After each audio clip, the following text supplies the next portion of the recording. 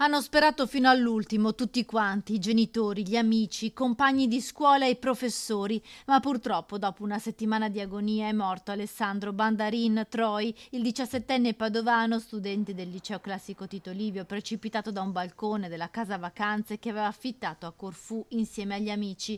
Il decesso nella tarda serata di giovedì nella terapia intensiva dell'ospedale di Padova, dove era arrivato il giorno prima con un volo sanitario. Ora per noi è il tempo delle lacrime, dell'abbraccio, è il tempo di stare vicini, di non perdersi di vista, di comprendere il dolore proprio e dell'altro che si esprime per tutti in modo personale e unico.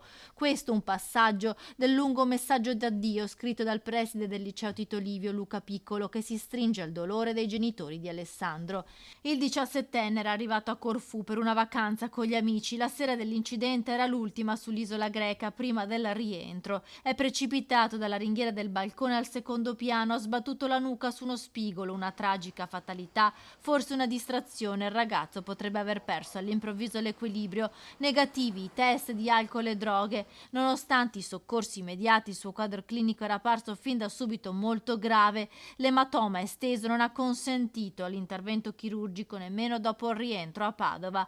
Un dolore immenso per i genitori che hanno fatto l'impossibile per riportare il figlio a casa per garantirgli le cure migliori. Nei prossimi giorni verranno fissati i funerali. Ora, come ha scritto il preside del liceo classico padovano, restano le lacrime, gli abbracci, i ricordi di Alessandro che a settembre avrebbe dovuto iniziare l'ultimo anno, quello della maturità.